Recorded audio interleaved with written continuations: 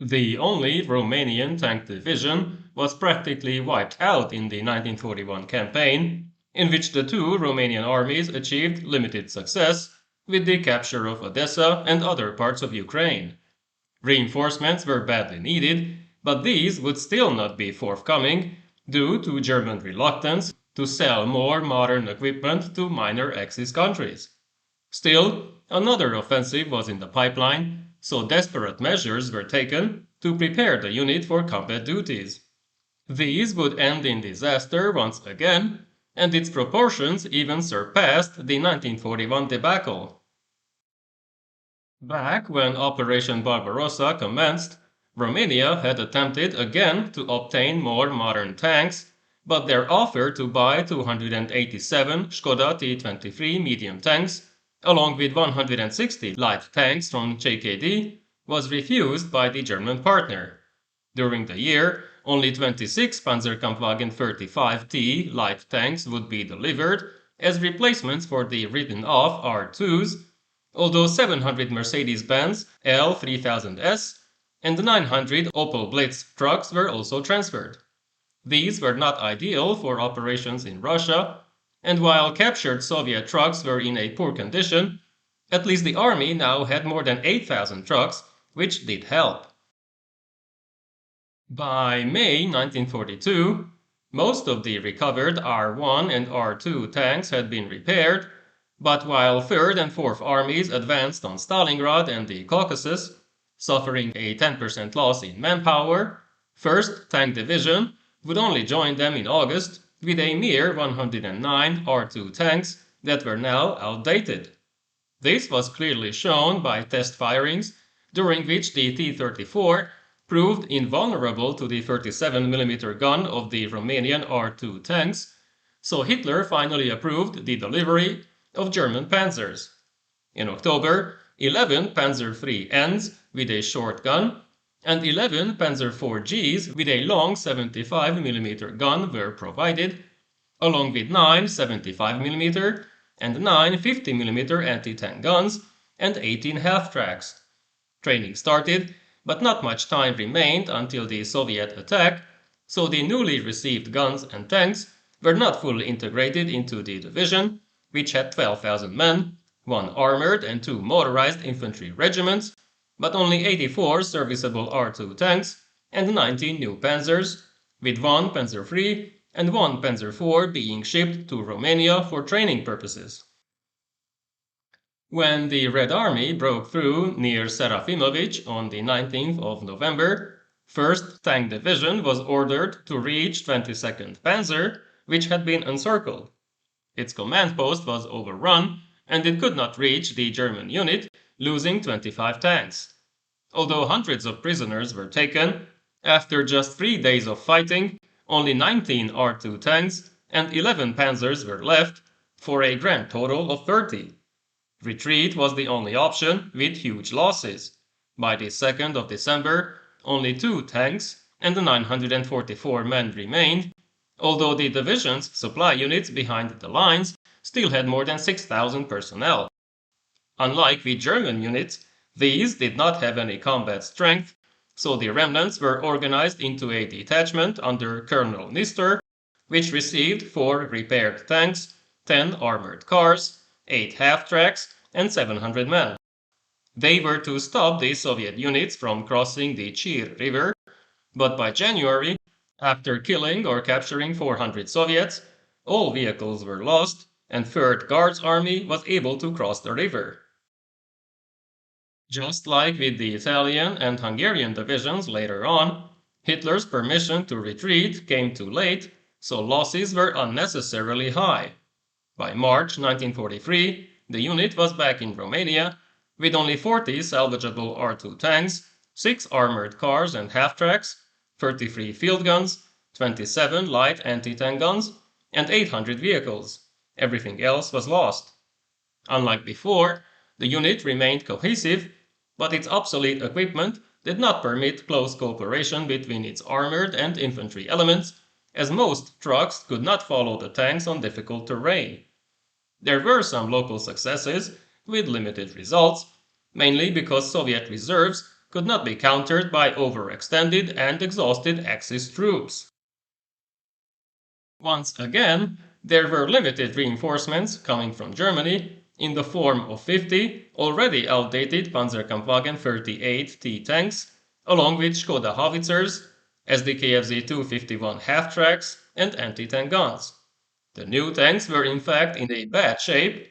Only 17 were operational, so they had to be repaired in Crimea, where in June 1943 a separate tank battalion was formed for training.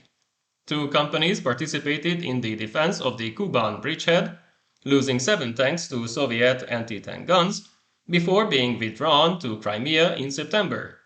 The defense of the peninsula came next, supported by the remaining tanks, with not much success.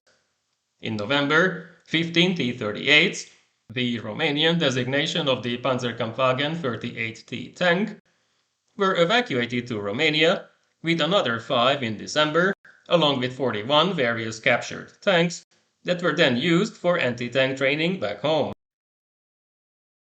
During this time, 1st Tank Division was being reformed. Plans were made to fully motorize 2 cavalry divisions and later convert them into armored divisions, but this never materialized. In April 1943, Romania had 207 tanks, but only 4 of them were modern types. The rest were the old Renault FT, R1, R2, and R35 models, and many of these were undergoing repairs.